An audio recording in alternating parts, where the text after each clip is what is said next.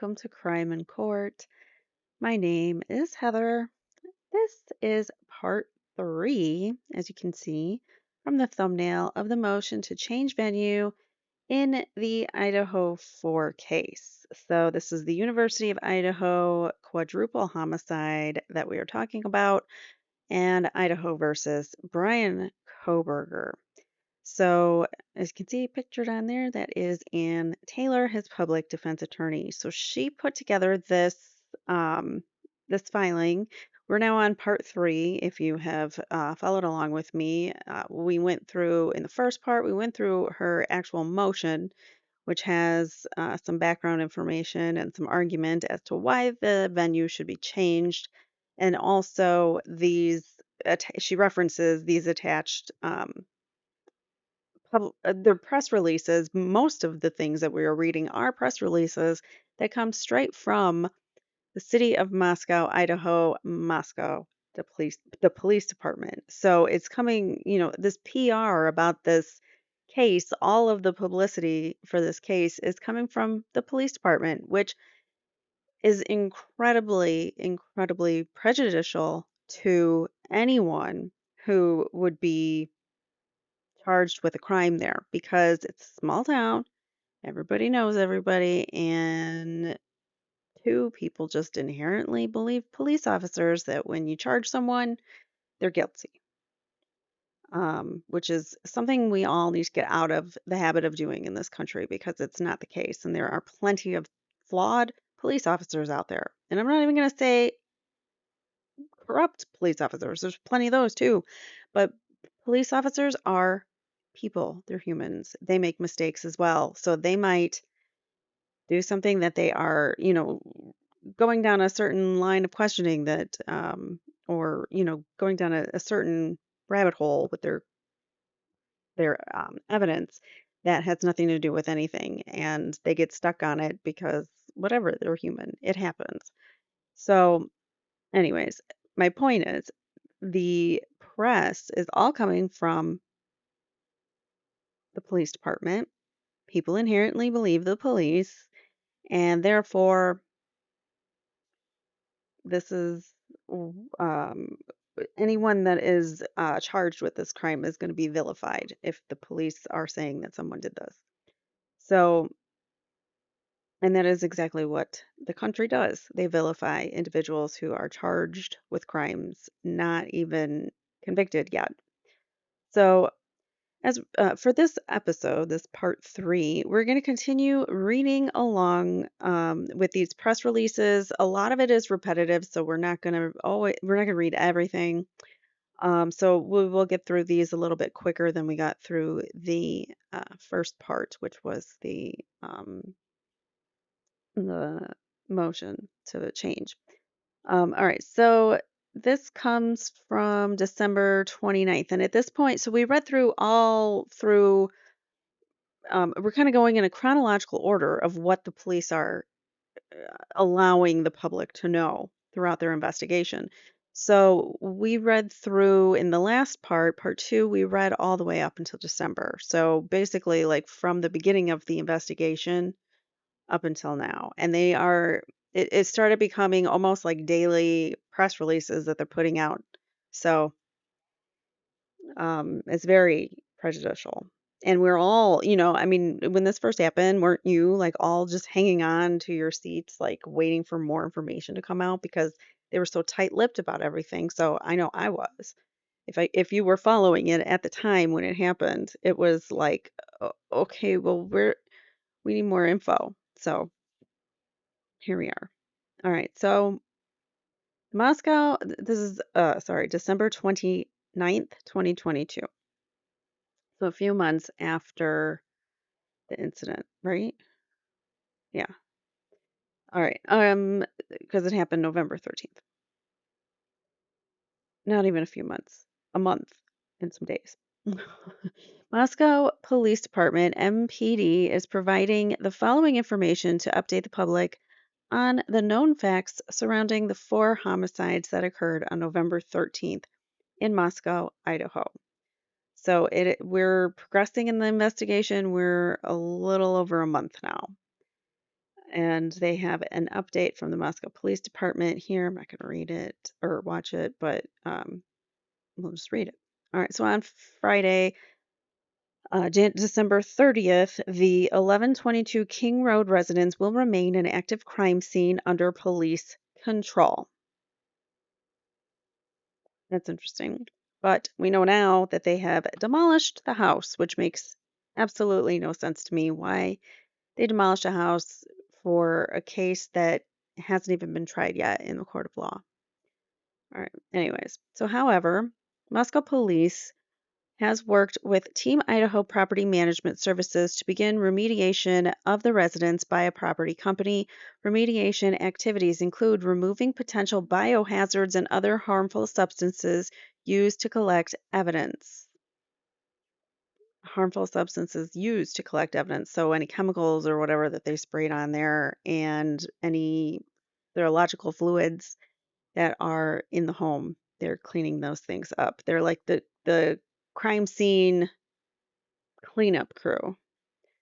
There is no timeline for completion, but the property will be returned to the property. I saw it say the property will be returned to the property. So that sorry, that stopped me. It will be returned to the property manager or management company when finished. Moscow police patrol officers will be in the area to keep the roadways open. Media is asked to provide adequate space for work vehicles assessing the residents. Investigators continue processing and working through, and they keep giving you updated figures. So as the time progresses, these numbers get bigger. Investigators continue processing and working through more than 9,000 email tips, more than 4,500 phone tips, 6,000 digital media submissions, and have conducted over 300 interviews. Geez, that is a lot. Investigators believe someone has information that adds context to what occurred on the night of the homicides and continue requesting additional pictures, video, and social media content. So investigators believe someone has information that adds context. This isn't like we believe it's possible that by learning more uh, from individuals that night, we may find more context clues. No, it is we believe someone has information that adds context to what occurred. That sounds like they already know something or suspect someone in particular, doesn't it? Like someone, just one person that they're honing in on is it's that person, not like someone the collective, meaning like someone out there might be able to help us. It's more there's one person out there. You know what I'm saying? You get what okay. You get it. All right. So our focus remains on the investigation, not an individual's activities displayed in the tip. Whether you believe it is significant or not, your information might be one of the puzzle pieces that helps solve these homicides. Digital submission of tips and leads will not be publicly disclosed due to our ongoing commitment to keep information private, and details may be pertinent to the ongoing criminal investigation.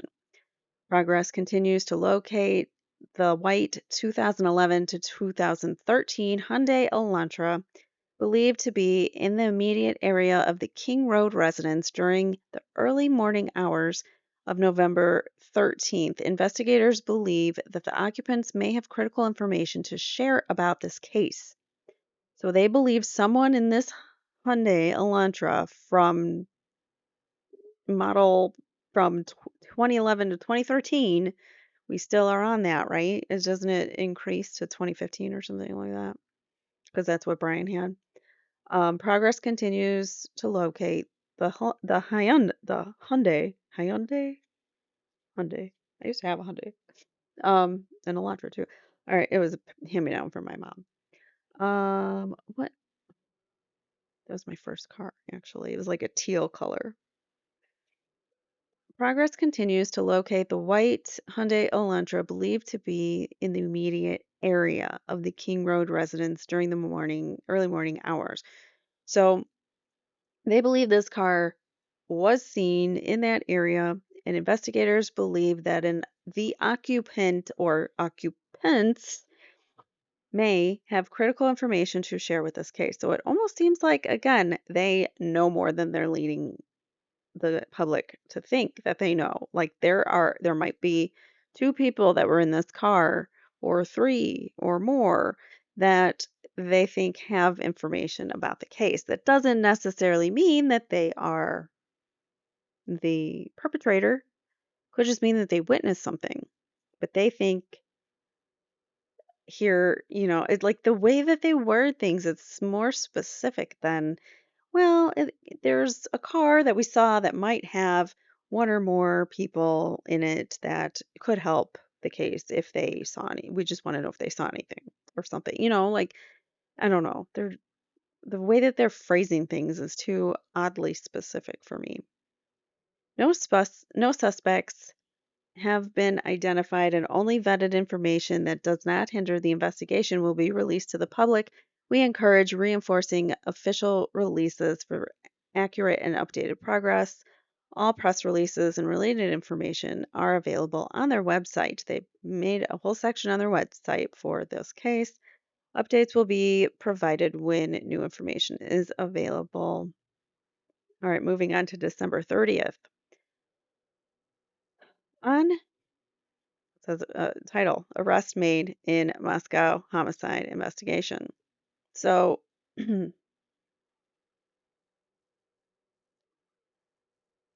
went from, what was this, the 29th? Hold on. We went from the 29th, where it was um, investigators believe someone has contact information, or investigators believe that someone with the specific car may know something. And then the very next day, we've got an arrest. That's so odd. Investigators make arrest in the November 13th quadruple homicide in Moscow, Idaho on November 13th, 2022 at 11:58 hours. Moscow police officers responded to a call at 1122 King Road for the report of an unconscious individual. Upon arrival, officers discovered four deceased individuals, which were later ruled to be homicides. Last night, in conjunction with the Pennsylvania State Police and the Federal Bureau of Investigation, 28-year-old Bryan Christopher Kohberger was arrested in Albertsville, Pennsylvania, on a fugitive from justice arrest warrant. He is wanted on 4 counts of first-degree homicide and 1 count of felony burglary. What did he burglarize? What did he take if he has 1 count of felony burglary? We never know. Like, they've never told us. Burglary for entering a residence with the intent to commit crime. So just because he entered the residence, he got this charge? Is that? I don't know. I don't know if I buy that, but okay. I mean, I don't know if I buy that as a charge. Like, that is kind of whatever. All right, so Kohberger resides in Pullman, Washington, and is a graduate student at Washington State University. These homicides have shaken our community, and I know that no arrest will restore the families or bring these young students back. However, we believe in the criminal process and continue to extend our most sincere condolences to the families, the Gonzalez's, Kernodles, the Chapins, and the, who did I miss? Oh, Mogans, the Mogan family. Um, However, we believe in the criminal justice system and continue to extend our condolences. This is Police Chief James Fry, who's with the Moscow PD. Since November, investigators have been laser focused on pursuing every lead in our pursuit of justice. This complex case took extensive work to develop a clear picture of what occurred, and I'm thankful to the dedication shown by members of the Moscow Police Department, Idaho State Police detectives and crime lab technicians and scientists, and the Federal Bureau of Investigation for the resources and personnel to conduct this massive investigation. It was persistent it was persistent determination and extensive hours spent unraveling this case that led to an arrest. Okay, so that's coming from the chief. On the evening of November 12th, Kaylee Gonsalves and Madison Mogan arrived home at about 1:56 a.m. after visiting a local bar and street food vendor. Ethan Chapin and Xander Kernodle were at the Sigma Chi house before leaving home at around 1:45 a.m. I always found it odd that both pairs of victims arrived home like right around the same time. I find that odd. I don't know if that's just a coincidence or what, but I don't believe in coincidences, so it's a weird thing there. Anyways, two roommates who survived the homicides had also been in the community. It's a weird way to put it. Had also been in the community and returned home at about 1 a.m. So again, but they're home before everybody else. So they place themselves home, the good girls that lived there that survived, they place themselves at 1 a.m. So now we've got three different pairs of people coming home, two at 1 o'clock, two at 1:45, and then two at 1:56. I just find it really bizarre that they're all right in the same time frame. Anyways, on the morning on November 13th, a 911 call was made at 11:58 a.m., reporting an unconscious person at the residence. So this is the next morning. The call came from inside the home from one of the surviving roommates' cell phones. Moscow police responded and found two victims on the second floor and two victims on the third floor. Autopsies conducted by the Latah County coroner confirmed the identity of the four victims along with the cause and manner of homicide. And they labeled it as homicide by stabbing. These tragic homicides took four young, vibrant members from our community. This has been a difficult time for the families, the university, the Moscow community, and the people of Idaho. However, it has also proven that communities come together in tough times. This is from Colonel Kendrick Willis of the Idaho State Police. I've had the utmost confidence in the Moscow Police Department that this investigation would be done right. Chief Fry selected the right people for the right positions to successfully solve this case. Nothing deterred the commitment of investigators to work together as they built incredible partnerships to bring justice for the victims and their families. The Idaho Supreme Court dictates that probable cause affidavits remain sealed until the arrest warrant is returned to the court. As such, the factual basis of this case will remain. Sorry, I had to cough really bad there. So anyways, where was I? Will remain, will remain, will remain, will remain. As such, the factual basis of this case will remain sealed until an initial appearance is made in an Idaho court. No additional information can be provided in this case until court files and records are released. So at this point in time, they had not released the probable cause affidavit. And so everyone was like, okay, well, how did they get to Bryan Kohberger? And then even after they released it, we still don't know how they got to Bryan Kohberger. So it's strange. Uh, I thought I was in the middle of that paragraph. There is no bond, and the suspect can waive or fight extradition to Idaho because they're in Pennsylvania, so they have to the state. It's like a state extradition. However, once back in Idaho, the court process will continue.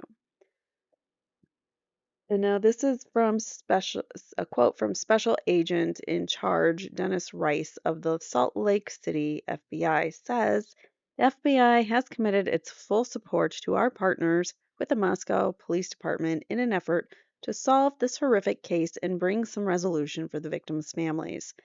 Though nothing can bring Madison, Kaylee, Xana, and Ethan back, we remain dedicated to working with our state and local partners throughout this investigation. It makes you wonder because the FBI did come in, but the Moscow Police Department remained in charge of the investigation. FBI was there for support, and they didn't really get into the whole investigation. I mean, I don't know what role they played because they were a supportive role versus they took over and usually when an FBI agency comes in to a state agency, they take over the case. But in this case, Moscow Police State remained the lead agency. I don't know why. Investigation continues, and detectives have seized a white 2015 Hyundai Elantra. Notice the press release is never expanded to 2015, but they did in the press, out in the public. They made that note. They must. I know they did a press release. I just don't remember when it was, but they had to have done a press release to extend the uh, period of time for the models, like 2011 to 2015. Additional evidence will be collected and interviewed, and then they are going over almost 20,000 tips received so far. December 30th, same day, Police Chief James Fry will give an update on the ongoing investigation, and there's a link to the stream. Doors will open at noon. Okay, great. I don't need to be there. This Why is this attached? Declaration of Bryan Edelman, PhD. Let's read it. All right, so I, Bryan Edelman, solemnly, sincerely, and truly declare and affirm as follows. Remember, this is evidence as to why, this is all evidence as to why they should change venue. So whatever he has to say, there might be something about that.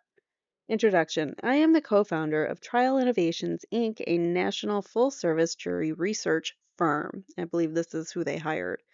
I have worked as a trial consultant for 20 years and have conducted pretrial and post-trial research on both criminal and civil cases across the country.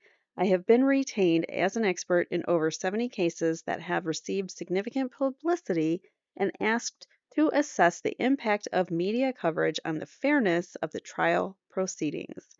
Some of the cases I have been retained on include the state of Idaho versus Jonathan Renfro, Idaho versus Gilberto Rodriguez, U.S. versus Cloud, United States versus Sablin, U.S. versus Marilyn Mosby, U.S. versus Robert Bowers, State of Florida versus Nicholas Cruz, and United States versus David DePape.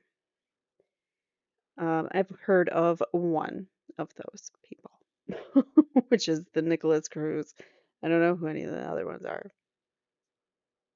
All right, so counsel for the defendant in state of Idaho versus Bryan Kohberger retained me to research and evaluate one, whether there was extensive and prejudicial pretrial publicity in Latah County surrounding the taking of the 4 lives of uh, students, University of Idaho students attending U of I in Moscow, the community panic that ensued during the search for a suspect, and the alleged evidence trying Bryan Kohberger for the homicides, determine if the media coverage has impacted the defendant's ability to obtain a fair and impartial jury in Latah, and 3, evaluate potential bias in alternate venues, and 4, based on the findings, recommend appropriate remedial measures. For example, a change of venue to protect the Kohberger's ability To be tried by a fair and impartial jury. As part of my analysis, I evaluated relevant newsprint, television, and social media coverage surrounding these events and conducted a community attitude survey of 400 residents in Latah County. Comparison surveys were conducted in Ada, Canyon, and Bannock counties. It is my opinion that so that they have comparisons. It is my opinion that the residents in Latah County have been exposed to extensive prejudicial pretrial publicity and social media surrounding the homicides of Kaylee Gonzalez, Madison Mogan, Zanny Kernodle, and Ethan Chapin. The coverage of Bryan Kohberger included interviews with former friends and students and old posts from his social media accounts dating back to years. The publicity painted a picture of a disturbed individual capable of committing violence. The media, right? I mean, they made him seem like this crazy psychopath. The media also saturated the jury pool with potential trial evidence and details, some of which proved to be false or misleading. So, some of the details and facts and evidence in the case that the state has been putting out hasn't always been truthful or accurate. And it all creates a presumption of guilt in the public's eye. The pretrial publicity is replete with references to GPS phone data from the defendant's phone, video footage of the alleged gateway vehicle reported to be his make and model, evidence left by the person who took the lives of the individuals at the crime scene, so evidence left by them, DNA results, and erroneous connections to the victims. So people had been reporting nonstop that Bryan Kohberger was stalking them or he was somehow connected to them on social media, and none of that is true. At least, not that we've seen in any kind of filing or anything to back that up. We've never seen any kind of confirmation of that claim. So that's just one example of erroneous things going out there. All right, so much of the information came directly from the probable cause affidavit shared with the media by Latah County Prosecutor Bill Thompson during a December 30th, 2020 televised news conference. With the media in attendance, Mr. Thompson encouraged them to, quote, share the true facts with all your readers, the watchers, and listeners, and all the people who are interested and really need to know what's going on, end quote. So does that not sound like they're trying to paint a narrative? And they're saying, "Well, this is the correct side. Share the true facts," as if facts that the defense brings on can't be true either. These homicides sent shockwaves through the local community and generated widespread panic during the 6-week search for the unaliver. So it took 6 weeks for them to arrest. During that time, there was tremendous pressure on law enforcement to find the person responsible for the homicides and share details about the investigation with the public. With investigators reluctant to share information before making an arrest, rumors and misinformation proliferated via informal communication channels and social media about the crime. For example, the victims were bound and gagged. The unaliver called 911. Those were some rumors that were going on. In the unaliver, for instance, it was a driver who took the victims home. The roommates were involved. Kohberger had a potential past history of doing this. Those were other rumors that were going on. So during this time, it is reported that detectives received 2,645 email tips, 2,770 phone tips, and 1,084 digital media submissions from the public. Residents remained on high alert and feared that the unaliver could strike again. Many students went home for the Thanksgiving break early and did not return. On December 10th, University of Idaho spokeswoman Jody Walker told the media that an estimated 25 to 40% of students had not yet returned to campus. That's a lot of students not coming back because they're afraid of what's going on campus. One of the victims' sisters encouraged students to go home rather than risk their lives. To the students of the University of Idaho, they are still staying around campus. Leave. Your grades are severely less important than your lives, police chief. Okay. He's saying to the students at the university that are still trying around or still staying around campus, leave. Your grades are severely less important than your lives, according to police chief Fry, who basically just did a whole smear campaign for the university in 2 seconds by saying, just go home. And I thought that the university and law enforcement are in cahoots with one another. Do you like that word? I love that word, in cahoots. All right, so Police Chief Fry tried to reassure the public that everyone was safe and the University of Idaho drastically increased campus security. I don't care how much you increase campus security, I'm out. He did it in the nighttime hours, early morning hours, with a resident potentially still awake and moving around in the house. Whoever he is, or they, I don't mean Bryan Kohberger, I mean the perpetrator, whoever did it in a populated area where there's lots of kids around and houses are like built on top of other houses. And apartment buildings are right there. And there's a lot of people that could potentially spot you if you are the perpetrator. So if they are not, if they're able to do this in a more populated area on campus, I would not feel safe anywhere, let alone like the less populated areas on campus. Anyways, so Police Chief Fry tried to assure the public. Moscow community joined together to support the victims and their families. A candlelight vigil was held on campus and thousands of stickers were handed out.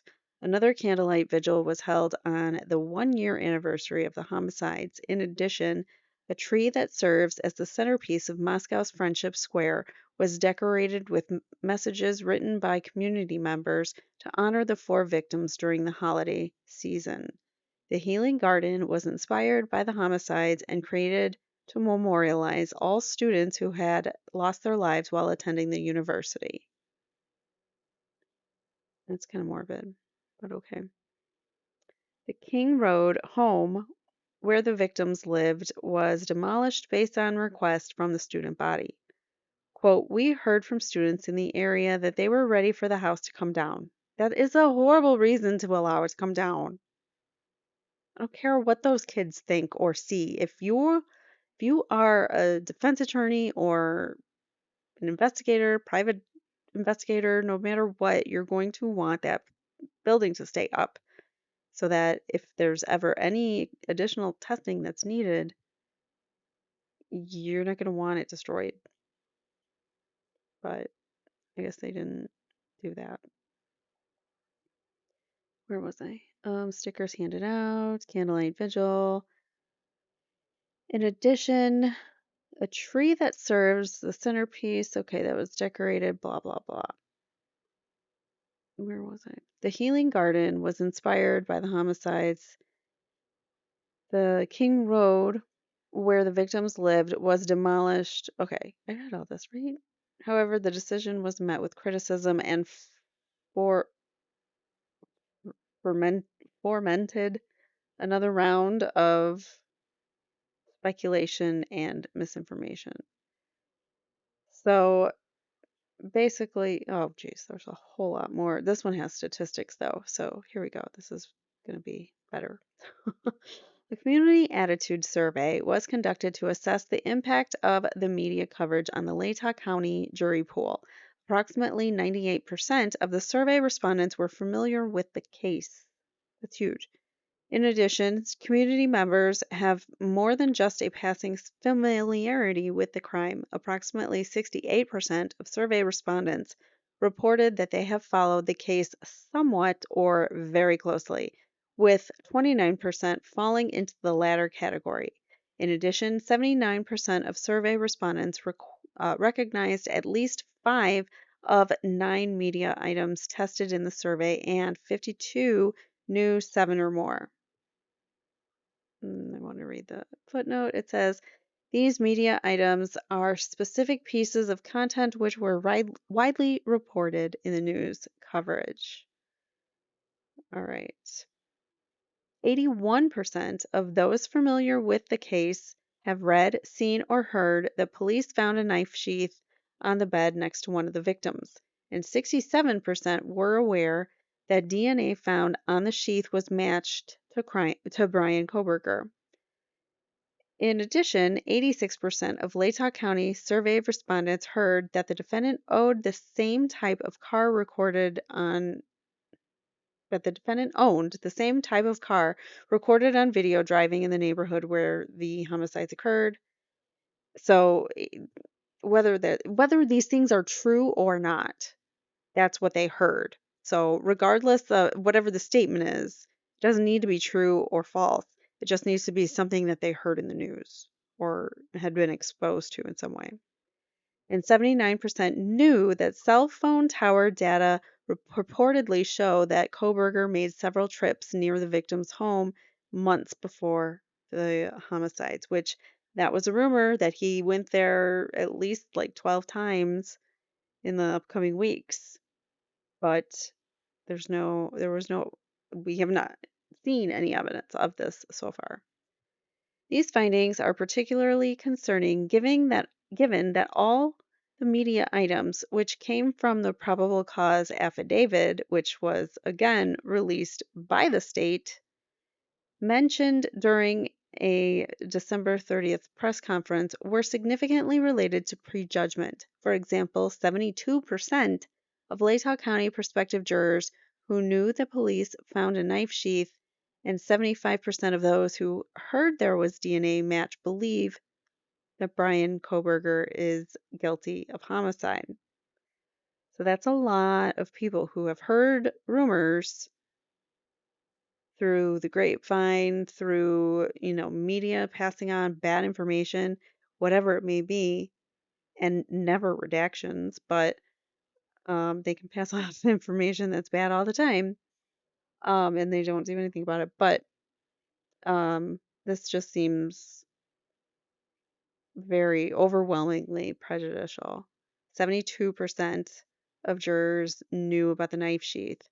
75% knew that there was DNA on the knife, and believe that Kohberger is guilty. That's a significant amount of people. I am so concerned for our country right now that we can't understand what reasonable doubt is, or beyond a reasonable doubt. People just convicting people left and right with no regard for anything. It's just baffling to me. These findings put the defendant at a distinct disadvantage at the start of trial. Many of the incriminating details widely reported in the media are in dispute, including the claims that Kohberger's vehicle was placed near the crime scene by video footage and cell tower data. However, the burden of proof has shifted to the defendant, who now must change jurors' pre-existing opinions regarding the evidence against Kohberger, developed from exposure to unbiased or to biased media. So you need to prove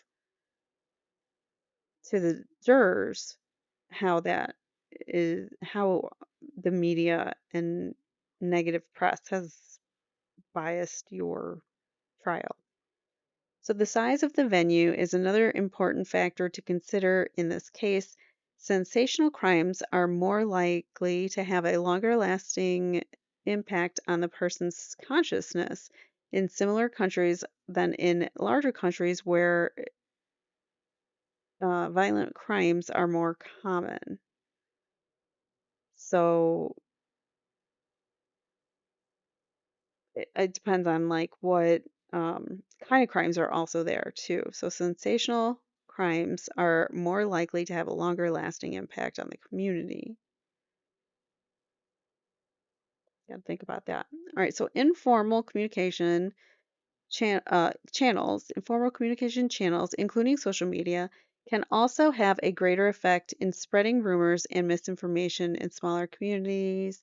As we're seeing in the Karen Reed case, there are so many freaking trolls that just want to troll and spread misinformation. And if you post something pro Karen Reed, and it doesn't even have to be like, I think she's innocent, it could just be something random that is somewhat related to her case in some way, shape, or fashion, but it's not even about her. But then they'll jive in with like, she's guilty. We know she's guilty. You know she's guilty, and like it's just impossible to deal with trolls like that. Where did I leave off?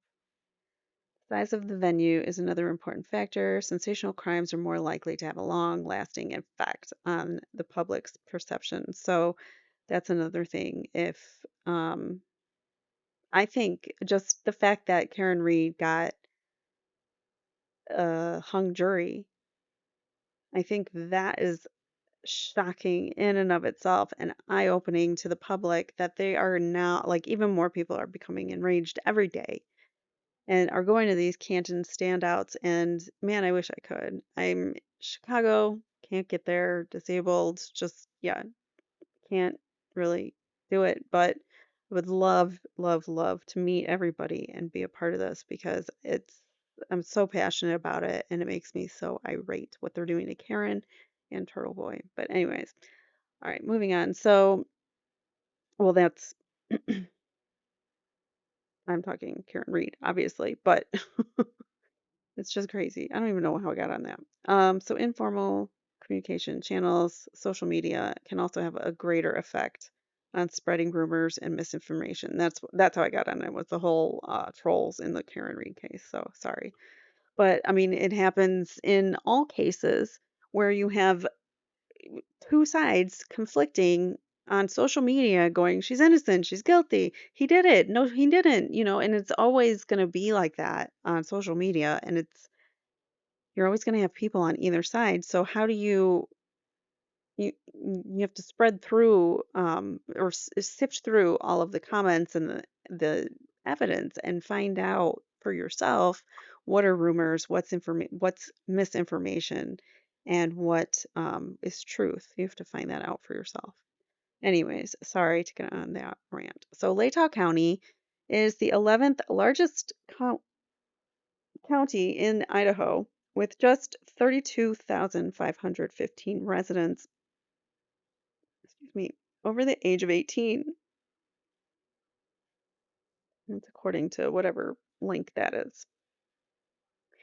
In addition, 66% or 21,598 individuals of the country's eligible population reside in Moscow, the community most impacted by the homicide. So only 21,500 people. We'll say six. 21,600 people. Several rumors have proliferated in Latah County. For example, survey respondents reported that Bryan Kohberger had a bad history with women, was responsible for other homicides in Pennsylvania and Washington, bragged about committing the perfect homicide, and was acting strange after the homicides. This is all lies. Or, well, it's all speculative hearsay that wouldn't even be allowed in trial. You have to think about your source. Think about who's saying these things. Could be trolls. Um, that like start these rumors and then they just snowball, you know what I'm saying? And then everybody just believes it as fact. Like, oh, he was there. He's taken the lives of people in Pennsylvania too. I heard that somewhere else, and then you're like, oh yeah, I heard it too. And then everybody's just like, yeah, yeah, yeah. It's fact now, which is crazy, but that's how it happens. All right, so others reported that he was obsessed with one of the victims. He dated her, he tracked her location at all times, and had been in the house in the past. This is total fabrication.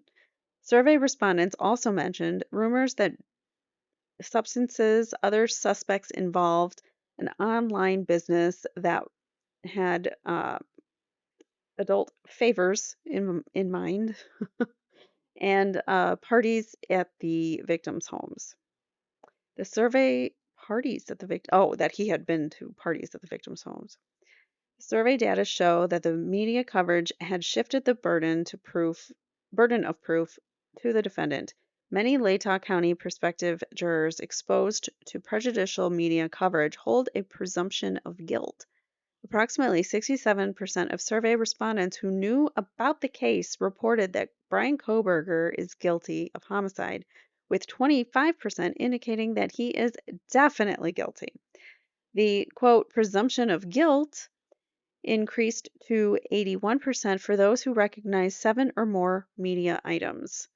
In addition, 51% of survey respondents reported that Bryan Kohberger would have a difficult time convincing them that he is not guilty. Wow. Which increased to 66% for those who recognized 7 or more media items. Just 19% reported that Kohberger would not have a difficult time convincing them of his innocence. As for sentence, 52% of survey respondents believe the jury should sentence Kohberger to DP if he is convicted, compared to 24% who favor life without the possibility of parole. The survey data also provide insight into the extent of personal connections among Latah residents to Moscow, the University of Idaho, and these homicides. Approximately 88% of those familiar with the case have talked about it or heard others talking about it in person or online. That's it? Only 88%? My whole world is talking about this stuff. In addition, 78% of respondents lived in Moscow or knew someone who lived there at the time of the homicides. Eeks. I didn't mean it. YouTube algorithms. I didn't mean to say the M word, sorry. Another 25% reported that they or family members was a student or employee at the University of Idaho in Moscow. A sizable percentage of the prospective jury pool was also connected to the investigation. Approximately 22% of Latah County survey respondents are employed or know someone employed by law enforcement agency involved in the investigation. That's huge, and that's very prejudicial. Like, what was it in the Murdoch case? Like, one of the people who was on the scene, like an ambulance driver, I think, was one of the jurors or something like that. One of the first responders was like brothers or something of the one of the jurors, which you got to think like they had to have talked about it. There has to be like some kind of prejudice going into it. I don't know. Anyways, continuing on. So, Latah County residents lived in a perpetual state of fear during the search for the unaliver. Many survey respondents reported that they started locking their doors for the first time, and parents feared for their children's lives. Let me tell you something, guys. No matter what size town you live in, lock your doors. Don't leave them open. That is, no, don't do it. All right, more than half, 56% of survey respondents reported that they or someone they know experienced higher levels of stress, anxiety, or fear during the manhunt. That number increased to 63% for Moscow residents. The comparison survey also found significant case recognition and bias across alternate venues. Approximately 90% of Canyon County and 84% of Bannock County survey respondents were familiar with this case. So even the counties going outside, they're familiar. The prejudgment rate in Canyon and Bannock counties were also very high, 69% of Canyon County and Bannock, 76% for Bannock County residents familiar with the case reported that the defendant was guilty of M. Ada County is the largest county in Idaho with 406,000 residents over the age of 18. Its population is more than 12 times the size of Latah County. That's big right there. Approximately 93% of Ada County respondents have read, seen, or heard about this case, and 68% believe Kohberger is guilty. So that's still huge. However, there were more important differences between the Latah and Ada County jury pools. Ada County residents are far less invested in this case than their Latah County counterparts. Only 15% reported that they follow the case very closely compared to 29% of prospective jurors in Latah.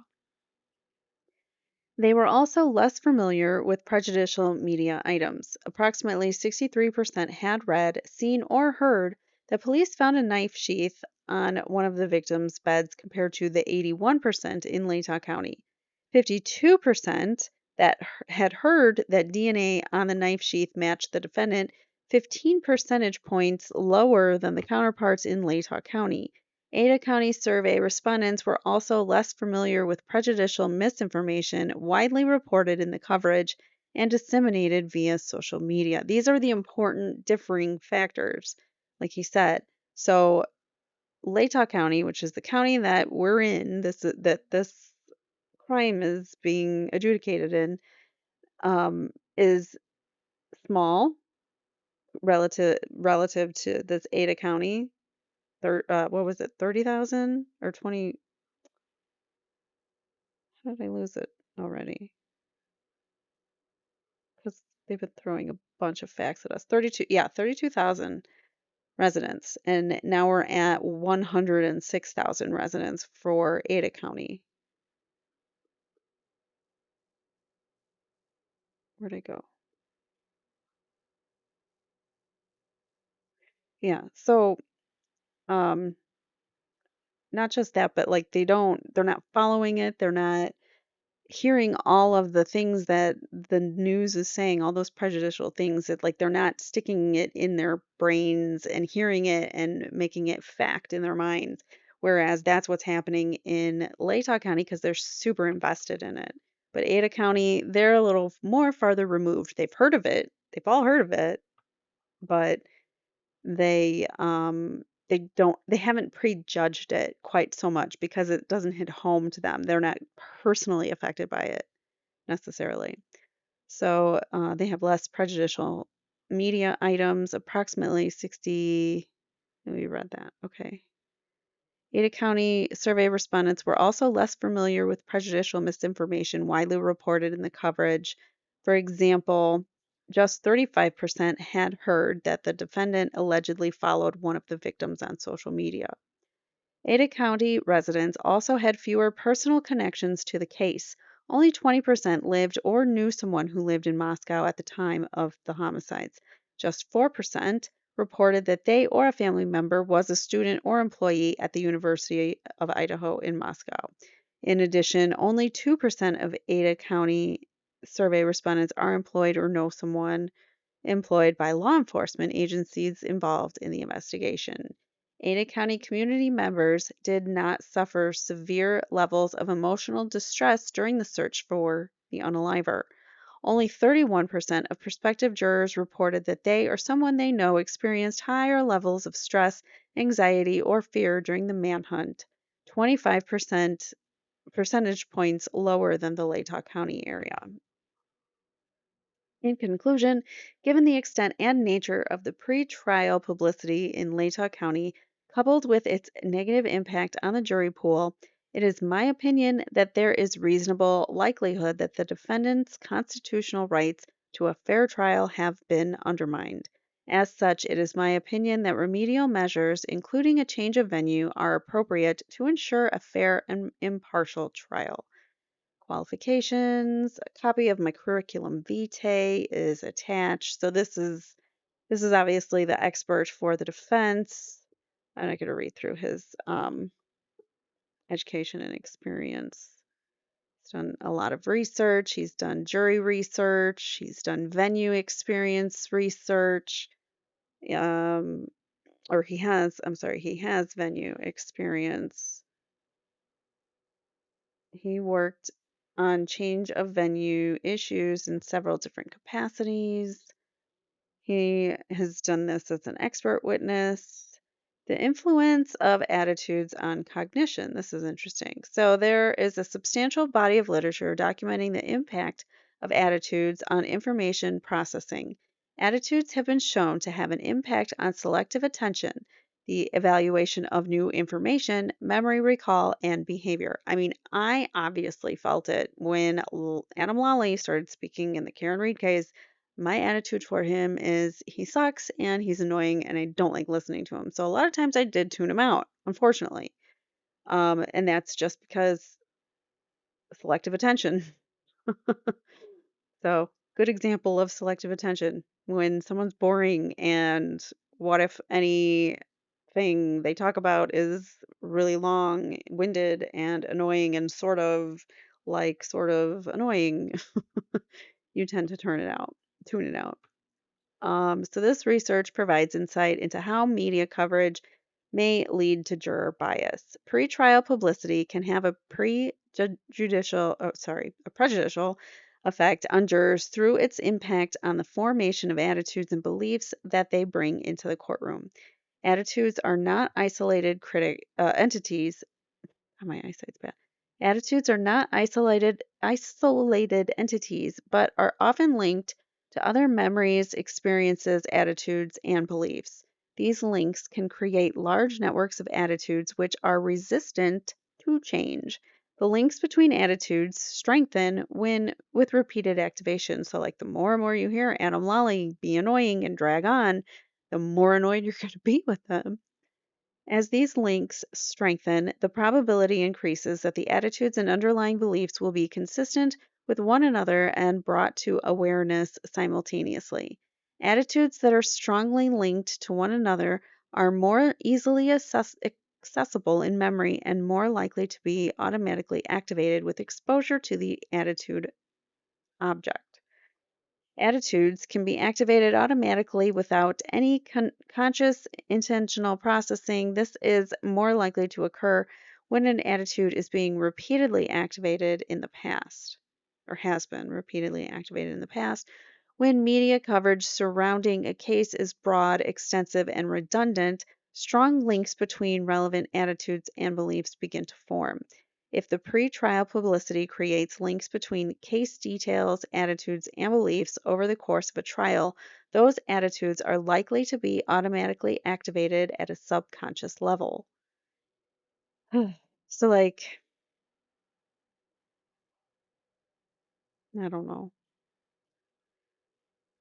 I was going to come up with an example, but I can't think of one right now. All right, so as described below, this network of linked attitudes can have an impact on a juror's attention to and evaluation of the evidence and arguments presented in court. It absolutely does because, like I said, I would tune Adam Lawley out. Sometimes I would miss important stuff in the direct examination of state witnesses because I wouldn't want to listen to Adam Lawley, but it was important information that could be missed or misinterpreted. I also felt like anyone in the Commonwealth I didn't believe going into it already first off the bat. Like, I didn't believe the prosecutor. I didn't believe the judge. I didn't believe any of the state's witnesses. Like, I just went into it so skeptical of everyone because of my bias, because of how horrible the investigation was, and how I looked through the evidence already, and I already knew that she had been framed.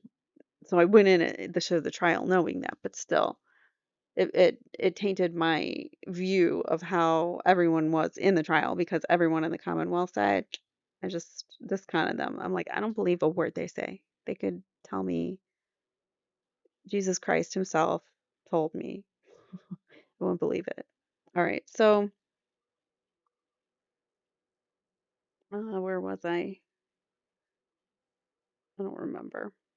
All right, so as a network of linked attitudes grows and strengthens, specific attitudes become resistant to change because change requires revisions to other attitudes and beliefs within the network. Resistance to revising well established attitudes has been shown to lead to biased information processing. When attitudes are strong, there is a tendency to favor arguments and information in support of those attitudes over arguments that may disprove them. The acceptance of a counterargument can create cognitive dissonance. In an effort to avoid cognitive dissonance, information that supports attitudes may be selectively attended to, and counterarguments may be distorted or dismissed. I'm going to go down here. It says cognitive dissonance is an uncomfortable feeling caused by holding two contradictory ideas simultaneously. People have a motivational drive to reduce dissonance by changing their attitudes, beliefs, and behaviors, or by or by justifying or rationalizing them. And then down here is, for example, people list more counterarguments for information that refutes pre-existing attitudes than information that supports them. So when you are told why do you believe something, you actually will list more of the reasons why you don't believe something than why you do believe it, which actually that makes sense. So, like if I were to say I don't believe Karen did this, I would go into a bunch of reasons as to, I don't know. Again, I keep talking about the Karen Reed case. Like my brain's always on Karen Reed, so I apologize. This is Idaho 4, but Karen Reed. Um, I just can always apply everything to the Karen Reed case because there's so much in that. I apologize. All right, so did I read that? I totally lost my. Oh no, here we are. Okay, back up. Attitudes can also have an impact on attention and recall. Research has shown that information that supports a pre existing attitude is easier to learn, more accurately retained, and easier to recall. The links formed between attitudinally supporting information and pre existing attitudes are stronger than those formed between counterarguments and pre existing attitudes. As a result, the latter is more difficult to retrieve from memory. Further, there is a tendency to produce new beliefs which support pre existing attitudes and suppress those that run counter to such attitudes. So you can actually suppress your memories if it doesn't align with your beliefs. And then you can create false memories or attitudes to align with them, if that makes sense. In sum, when a venue is exposed to a prejudicial media coverage surrounding a crime, there is a risk that potential jurors will develop a large network of linked attitudes and beliefs relating to the victim, the defendant, and the crime. These linked attitudes include opinions about the guilt of the defendant, appropriate sentence, and evaluations of the evidence presented through the media. When the links between attitudes are strong, they can be activated at a subconscious level and have an impact on jurors' evaluation of the evidence and arguments presented at trial. Attitudinally supporting arguments will be more closely attended to, evaluated as persuasive, integrated into the existing network of attitudes and beliefs, and made easily accessible during deliberations. In contrast, counterarguments and evidence conflicting with the well established attitudes may create cognitive dissonance. Like, I believe that Karen Reed is innocent, but again, Karen Reed, but I believe Karen Reed is innocent and she's driving, but she was driving under the influence, which actually there was no proof of. But they say she was driving under the influence, so I'm biased against that, and I don't like people who drive under the influence, so therefore I want her to get a guilty verdict even though she didn't do the crime that they're alleging her to do, but because she did some other crime that I don't like or some other thing that I don't like, she's not even being charged for. I'm going to get her guilty on manslaughter or whatever. Just an example. Um, where was I? So as a result, jurors will either ignore the evidence or make cognitive efforts to refute it. The evidence will not establish strong links to pre-existing attitudes and will not be easily accessible during deliberations. When a venue has been saturated with pretrial publicity, these psychological processes can put the defendant at a significant disadvantage, undermine the presumption of innocence, and diminish the prosecution's burden of proof. The prejudicial impact of pre-existing attitudes is accentuated by the fact that the media coverage underlying them is often biased in favor of the prosecution. Exactly. Because they're getting all their information from the prosecution or from law enforcement. So that information is going to be biased. So all information that you're hearing pre-trial to any potential defendant, it's going to have a bias when that media comes on. There's going to be some bias behind it because no matter what, there's some motive. Um, and in the case of this, it's I don't know. Never mind. All right. So when a venue has been saturated, the psychological process can put the defendant at a significant disadvantage. The prejudicial impact of pre existing attitudes is accentuated by the fact that the media coverage underlying them is, that's what I said, often biased in favor of the prosecution. Furthermore, that's where I left off. I need like a marker or something to remind me where I go. Furthermore, news content is encoded under very different circumstances from those found in the courtroom because the rules of evidence that are strictly enforced at trial do not apply. So, a lot of stuff doesn't come in at trial that could be released to the public via the media, the press. As such, the persuasive, my dog's barking because there's more dogs outside. So, sorry. As such, the persuasive impact of information presented through the media becomes more significant and ingrained in the juror's mind.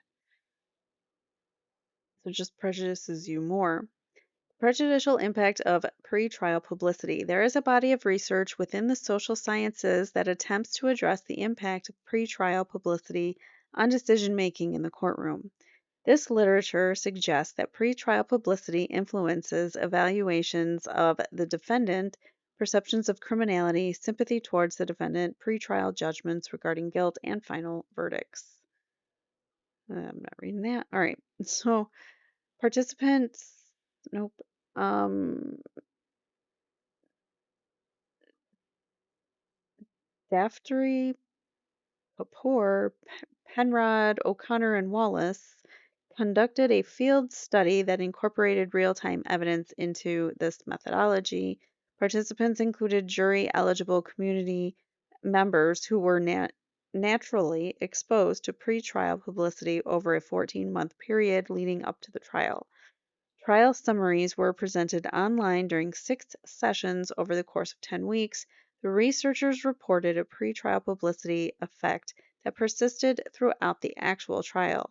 Despite the admonitions to set aside prejudicial pretrial publicity, participants were biased by the content of the pretrial publicity. Specifically, those exposed to prosecution oriented articles were more punitive in their guilty ratings across all 6 sessions compared to those exposed to pro defense pretrial publicity. I mean, duh. That's the fact that we needed a research experiment to do this, but yes, it's true. You are biased towards the media that you partake in. The amount of the pretrial publicity participants were exposed to also had a significant effect. In addition, the biasing effect of pretrial publicity did not appear over time. Thus, neither delay nor trial evidence eliminated the pretrial publicity effect on judgments. So it doesn't matter, time doesn't change them. You'll just have those biases. Deblay et al. 1999 conducted a meta-analysis encompassing 44 research studies on pretrial publicity.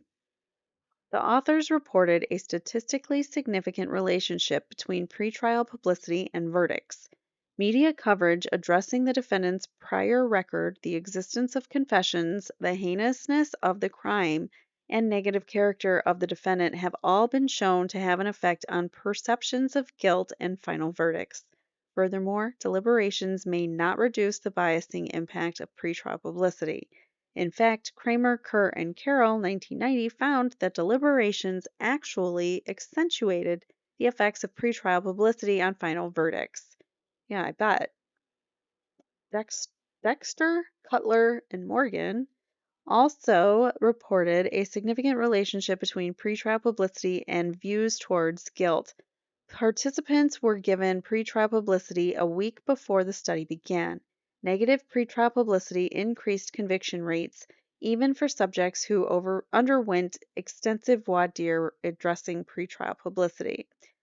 As demonstrated by Ruva and McAvoy, exposure to pretrial publicity can influence verdicts by affecting perceptions of defendant credibility, ratings of the prosecuting and defense attorneys, and source attribution errors. Misattributing information learned from the media as evidence presented as trial evidence. So, attributing information to the trial, even though it wasn't. It didn't come out in trial. Consistent with the experimental literature on attitudes described above, Hope, Maimon, and McGeorge found that jurors exposed to negative pretrial publicity evaluate prosecution evidence more favorably than its actual probative value, a phenomenon coined pre-decisional distortion.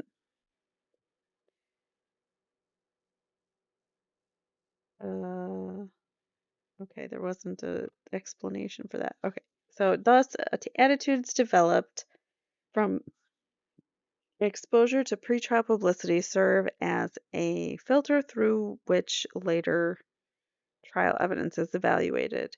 Media analysis. An effort was made to collect articles published in newspapers with circulation in Latah County to assess the extent of coverage surrounding this case.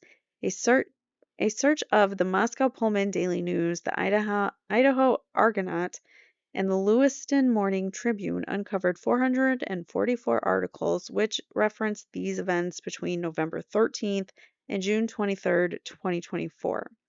This is a conservative estimate and does not include other newspapers with readership in Latah County. So that's just 3 newspapers they selected at random, or maybe not at random, but probably like some of the main newspapers around there. So the nature of the pretrial publicity is an important factor to consider when weighing the need for a change of venue. The initial pretrial publicity chronicled the evaluated state of panic and fear in the community as residents and university students anxiously waited for law enforcement to announce an arrest during the search for a suspect. With the public demanding answers, the media drew on information from the 5 press conferences held by the Moscow PD, 8 interviews with Chief Fry and Captain Lanier, and almost daily press releases from the police department themselves. This culminated with the widely televised press conference held by Chief Fry and County Prosecutor Bill Thompson after the December 30th arrest. Examples of this type of reporting include: he asked the public to remain vigilant as the unaliver is still on the loose. We cannot say that there is no threat to the community, and as we have stated, please stay vigilant, report any suspicious activity, and be aware of your surroundings at all times. So we can't tell you that there is no threat. So be reminded that there is a threat because we haven't caught him yet. Bryan also addressed frustrations from the public over the slow pace of information coming from his department since Sunday. Bryan said police are looking at all evidence, including social media and anyone who might have a connection to the case. Fry offered assurance that the police are doing everything they can to let the people in our community know that we care. We want them to feel safe, he said. We want them to feel safe, and we're going to do everything we can to do that. So like this whole idea of safety, you're unsafe right now, so we want to make you feel safe. So in order to do that, we're going to lock up the guy who did it. This monster that's on the loose. UI Dean of Students Blaine Eccles said that the university has increased campus safety patrols and students can arrange a security escort across campus. On Friday, U of I spokesman Jody Walker told the Daily News an estimated 25 to 40% of students have not returned to campus. With the perpetrator of the brutal homicides of four University of Idaho students still at large, a sister of one of the victims posted on Instagram on Wednesday about the severity of the case and warned U of I students about the unsettled situation. To the students at the University of Idaho that are still staying around campus, leave, Aubrey Goncalves said, sister of Kaylee Goncalves. Your grades are severely less important than your lives. I thought that was Chief Fry, but I guess Aubrey Goncalves said that too. With the number of students who have left campus early, U of I has postponed a candlelight vigil that had been planned for Wednesday night to November 30th. Even though the individual moved within an urban setting early through Sunday morning for some college students to still be up, the perpetrator acted with stealth, so police did not learn of the case for at least 8 hours, and by then the crime scene may have gone cold. Okay, so these are all words and things that have been expressed in the media. That's perpetrator acted with stealth. So now he's like a ninja, just being all stealthy at night. It does kind of paint a picture. It paints a picture subconsciously or like you don't know that you are subconsciously creating a picture of what this guy is like, that he's prowling around the streets of the town, and it's all very unsafe there because of the way that they're talking about it. So they have no suspect in custody. They have no weapon.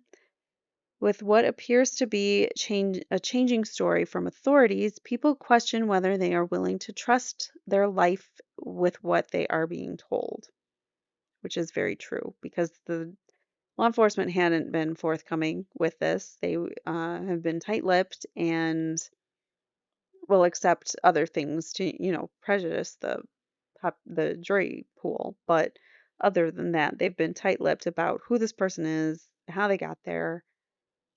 Very little that he said about that.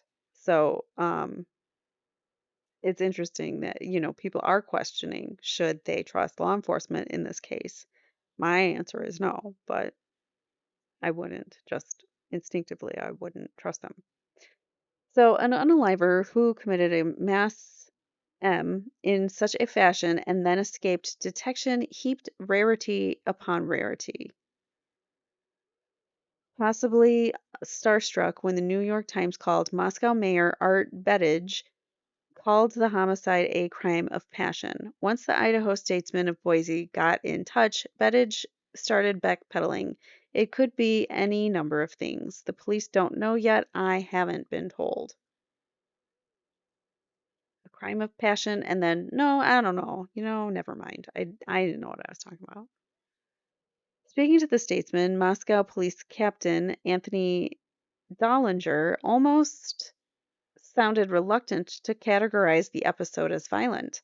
Quote, all I can say is the unalivings are ruled a homicide at this point, and homicide and the M word are synonymous. We certainly have a crime here, so we are looking for a suspect. All of which created the impression of a M investigation mired in chaos, just chaos surrounding it. Students will have the option to attend classes virtually, President Scott Green said in a University of Idaho communication. Detectives are continuing to process more than 2,600 email tips, 2,700 phone tips, more than 1,000 digital files. They have said that they believed this is an isolated incident, targeted attack, and there is no imminent threat to the community at large. But those words themselves are kind of scary. Isolated, targeted. Like, why were they isolated? Who was the target? It also makes people start rumors. Oh, well, Kaylee was the target, or so and so was the target. No, no, this person was the target, and they did it for this reason. So it starts more rumors that way.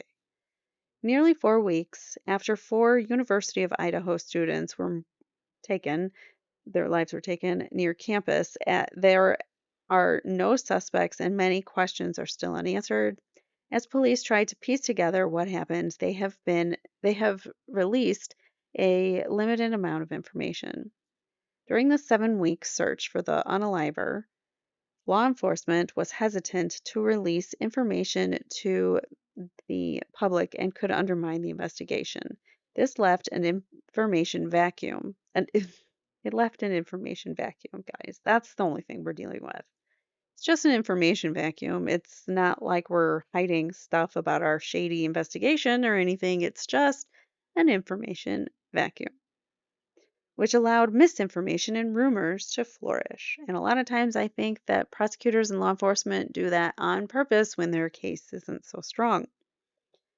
Videos of purported suspects appeared on social media, and a so called psychic internet sleuth made false accusations against a university professor.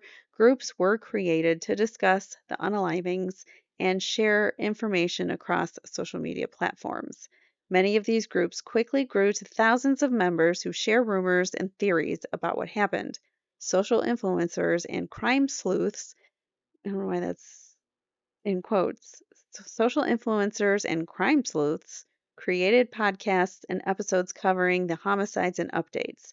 The victims' families also made public statements venting their frustrations with law enforcement and the criminal justice process through traditional channels and social media. Examples of this type of publicity are as follows. Here we go. We went from no danger to the community to a targeted attack of one or more of the victims to being told to be vigilant. So, I mean, it goes like all over the place, they're saying. At first, it's dangerous to be out in the community. There's someone who's targeting people. Why and how, we don't know, but there were targets. And we're asking you to stay vigilant. With the lack of any details, of any additional details that seem like a change, or that seems like a change. So those all are different viewpoints, or if not viewpoints, at least, opposing ways of looking at it. So danger, targeted attack, stay vigilant. I don't know. It is mixed messages. They try to alleviate the fears of the community while not harming the integrity of the investigation. Unfortunately, that is what led to the trust issue and not having transparency in any law enforcement agency, prosecutor's office, all of those, organizations that they're supposed to be put in place to protect us and to keep things safe and orderly. But when no one's overseeing those people, things can get a little out of hand. All right, so they tried to alleviate the fears of the community while not harming the integrity of the investigation. So that led to the distrust. Like you telling us, "Oh yeah, yeah, it's okay. We found the guy and whatever," but you still haven't told us how you got to him, how you know it's him for sure. The real unaliver could still be out there. It just because the trust has already been broken, you can't tell for sure that this person that law enforcement has in custody is even the one person that they're supposed to be charging. All right, so rumors circulated about who did it, and even going so far as to posit that one of the victims did it. Like they stabbed themselves 30 times or whatever with a large ass knife. I don't think so. I don't know. I don't think that, well, I have not heard that rumor yet that the victims did it. I have definitely heard the rumor that the um, survivors in the house may have had something to do with it, and it would make sense because of the delayed time, that maybe they were trying to hide something in the house before police showed up. Others blame illegal substances, and that thought went rampant when this first happened, was that they were dealing. It's a house that deals, it's a party house. People are in and out of that house. It's very possible that the girls were selling and or using illegal substances. Ethan too. I didn't mean to like exclude him. He could, it's possible he could have been as well. Um, and those are some of the rumors. And a lot of the individuals have a family member or someone involved in illegal substance activity or even incarcerated for it. All right, so additionally, online reports of the victims being tied and gagged are not accurate, the police stated. So the police are coming forward and saying certain facts and things are not true. Rumors have circulated that the victims were bound and gagged before being um, unalived. Addressing misinformation, Lanier said that they do not believe the following individuals are suspects. So, like I said, it was so odd that they ruled these people out so early on. And a lot of people have said this. I'm not the only one, but I said it in the last video, part two. Why the heck a driver who took Madison Mogan and Kaylee Gonzalez home on November 13th, a man with a white hoodie, um, the surviving two roommates. A man who was called multiple times by Madison and Kaylee that night has also been cleared, according to Chief Fry. Why are a man who was called multiple times? So that was the ex-boyfriend. And the white hoodie guy, or hoodie guy as he was known as.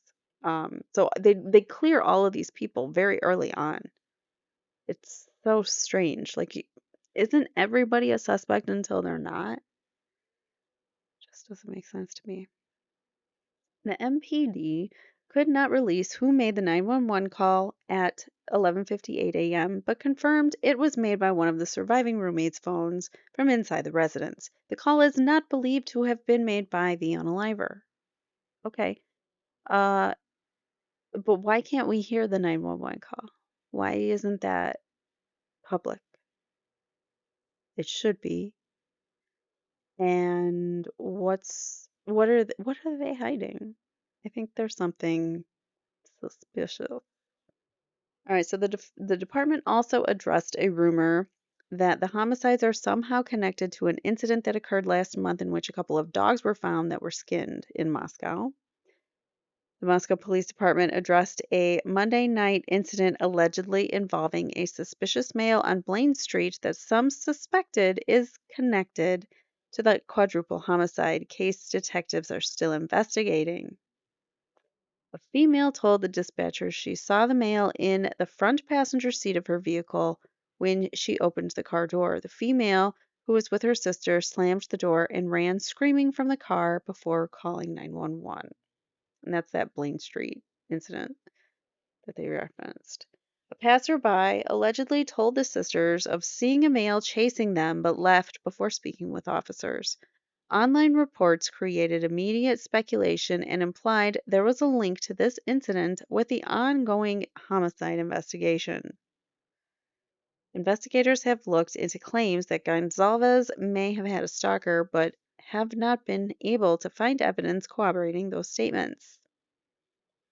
But a mix of news reports that cited anonymous sources and speculation on social media have persisted in alleging the FBI was tailing Kohberger and asked that he be pulled over.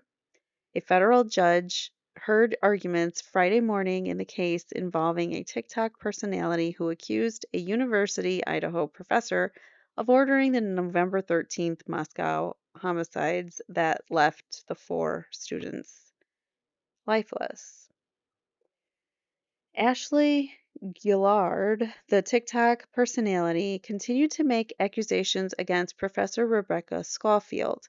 During Friday's hearing in front of U.S.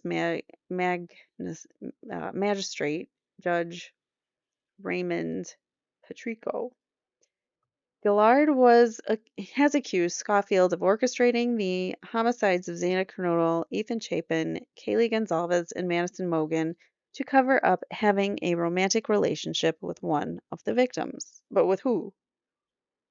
One of who? Sorry, my dog was trying to get comfy and my water fell over. Um, so trying to cover up having a romantic relationship with one of them. But who? Schofield was dating one of them.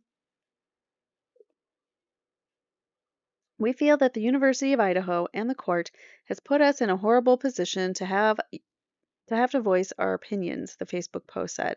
We all along have just wanted the King Road home to not be demolished and for us to have a trial date so that we can look forward to justice being served.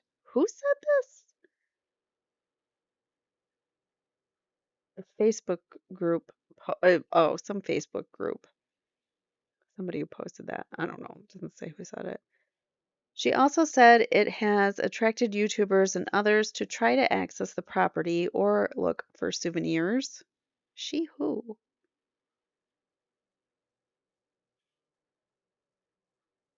Still talking about Gillard? Yard? I don't know. As the investigation continues to go unresolved, the father of one of the victims spoke to national media about his frustration with the investigation. Steve Goncalves told Fox News that the public should be looking out for the sadistic male because the information he received from Latah County Coroner Kathy Mabbitt indicates that the unaliver is a strong individual. I got outraged by them not just coming out and saying this was a woman or was a man because they should know by the amount of strength it took to deliver the injuries, he told Fox News. They are just being cowards. Goncalves said he does not know whether his daughter or Mogen were the targets. They both lost their lives in the same bed. I have my suspicions, he said. In a video statement on the Moscow Police Department's YouTube channel, Captain Roger Lanier said the police are seeing tips that are geared more toward rumors instead of the facts that have been released by law enforcement. He said the rumors and speculation have had a negative effect on the victims' families and the friends of the victims, some of whom have received death threats and harassment. During a December 30th, 2022 press conference, which was live streamed on YouTube, Chief of Police James Fry and Latah County Prosecutor Bill Thompson announced that Bryan Kohberger had been arrested. Although few details were released, Mr. Thompson pointed the media to the probable cause affidavit, which would be released after Kohberger's extradition from Pennsylvania. With the court issuing a gag order in an attempt to protect the defendant's due process rights, the media drew heavily from this document and widely reporting on purported evidence connecting Bryan Kohberger to these unalivings, DNA, cell tower data, etc. These details were widely disseminated and discussed by the media for 16 months without any debate over their veracity. That's true. The media just gets to talk about all this expert opinion or whatever, the DNA is here, but then when it comes to like you're really hashing out the details on the DNA on the knife sheath, and let's say, for instance, the person who's the sampler or not the DNA analyst for the defense, whoever they hire, they might say that, this DNA was so minute, so minuscule that there's no possible way that they can even attribute this to Bryan Kohberger. And yet, the state is going to say, well, of course this is Bryan, even though it's such a small amount. We could still get it. Like they're going to say the same exact things, but just opposite. They're going to argue. So in a court of law, you need to l- rely on those experts' testimony rather than um, taking the word of, the media that's putting out the prosecutor's narrative. These details are widely disseminated and discussed by the media for 16 months. Only during an April 2024 hearing regarding the defense's change of venue survey did Mr. Thompson state in open court that many of these representations, which were tested in a survey, were false and may not be offered at trial.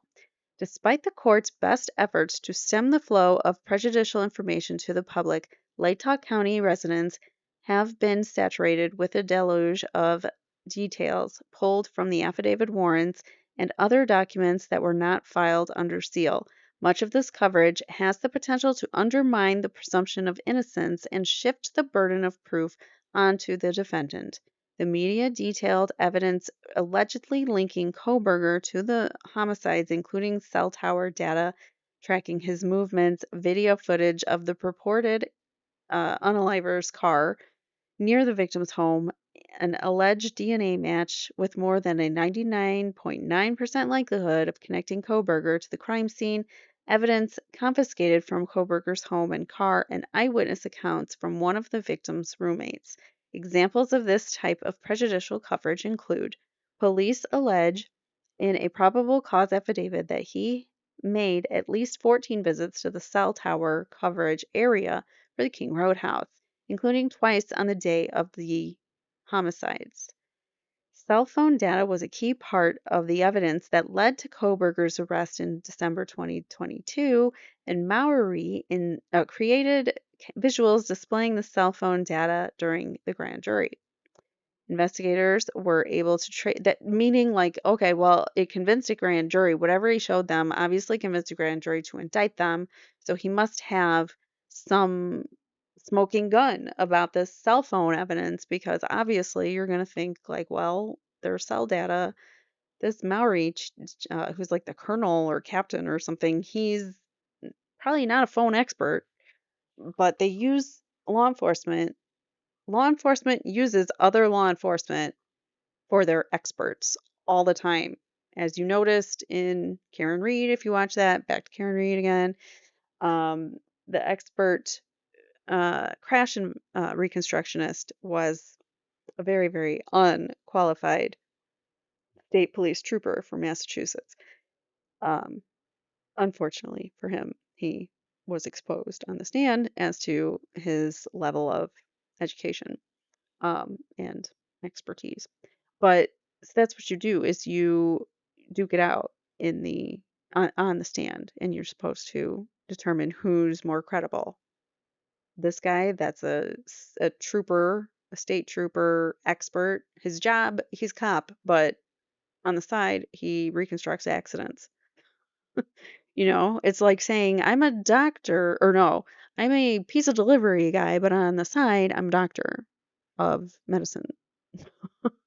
It's kind of, I don't know. Investigators were able to trace the movement of the phone heading through Genesee, Idaho, Uniontown, Idaho, and back to Pullman. The estimated locations were consistent with that of the white Elantra.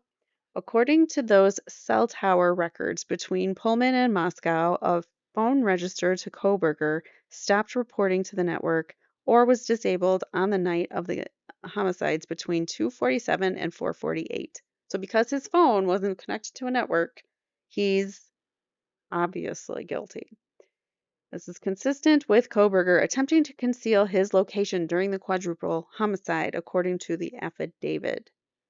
That is speculation, assumption, um, inference. These are things that you're really jumping to conclusions here.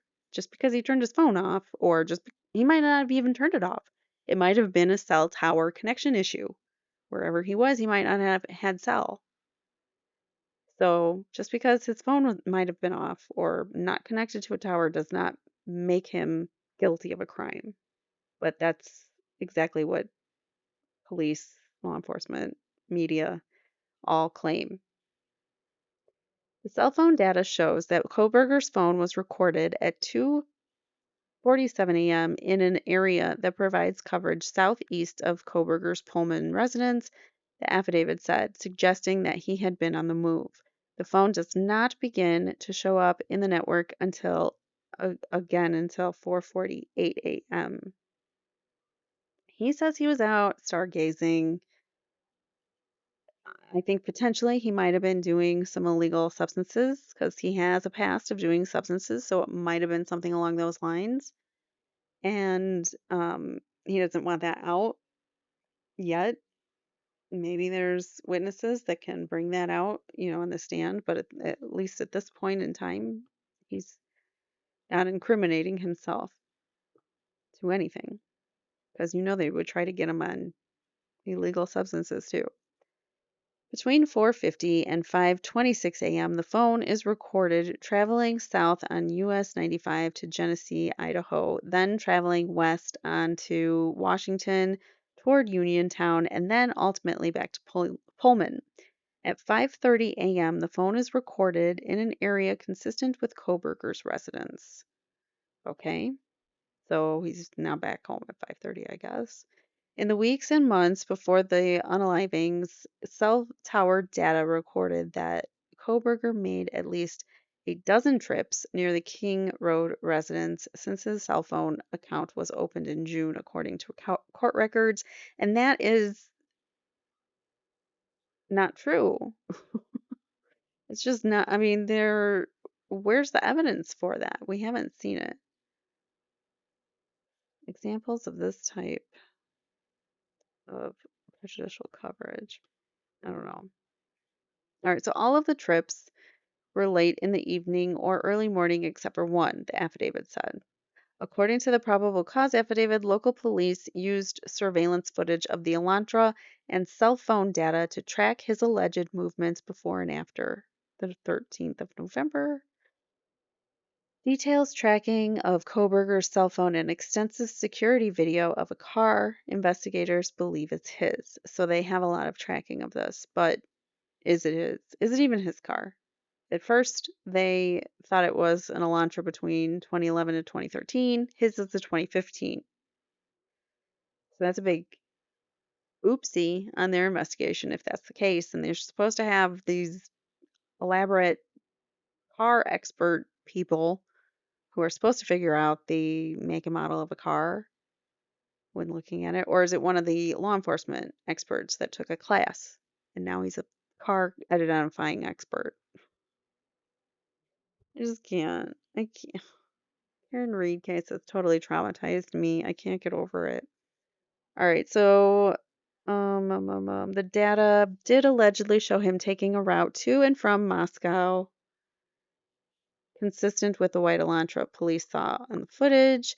Cell phone data also shows him in Moscow near the King Road residence on at least 12 occasions between June and November 13th. Almost all of those occasions occurred in the late evening and early mornings. We don't know if that is even fact. These are all things that have come out publicly. We don't know if they have any truth to them whatsoever. And if so, we don't know how much and what. It's all rampant speculation. Investigators were able to identify that the 8458 phone was receiving signal from nearby cell towers that near King Road at least 12 times before. Maybe he's going somewhere near there. Do you ever think about that? Maybe he knows someone at the University of Idaho where he's going there and visiting someone or picking something up. If you catch my drift, maybe the illegal substances I referred to before. That doesn't make him a homicidal psychopath. All right. So anyways, before November 13th, usually in the late night or morning hours is when he would show up. Investigators combed through or according to whoever made those comments. Investigators combed through hours of security video from multiple cameras and concluded that the unaliver likely had been driving the white Hyundai Elantra manufactured between 2011 and 2020 or 2016. So now they've increased it here based on the FBI's expert viewing. So this is an FBI individual who is an expert at identifying cars on footage, video footage, and he got it wrong first time. So I don't know what that means, but that's what it means. He found a 2015 Elantra registered to Kohberger. Actually, I think what happened was, uh, wasn't it the security guy from Pullman, Washington University? Um, wasn't it their security that found his Elantra because they asked for individuals in local areas to look for white Hyundai Elantras? He owned and drove a white 2015 Hyundai Elantra sedan. Found the Elantra that day parked near Kohberger's apartment. He ran the plates and provided the information to detectives investigating the unalivings. The Elantra was recorded numerous times on security camera in the neighborhood where the homicides occurred from 3:29 to 4:20 a.m. on the morning of the attacks, according to court documents. The last time the Elantra was recorded in the neighborhood, police said that the camera captured it traveling at a high rate of speed. A review of security camera footage in Pullman showed a car that appears to be white Elantra leaving Pullman and heading toward Moscow at 2:53 that morning. Cameras also picked up a car appearing to be a white Elantra at 5 different locations in Pullman, including on WSU's campus around 5:25 a.m., court records say. CNN also reported that Kohberger drove to his parents' home in Pennsylvania from Pullman in a white Hyundai Elantra. For weeks, investigators have been urging the public to send in any tips on a 2011 to 2013 white Hyundai Elantra that they believe was at the crime scene around the time of the homicides.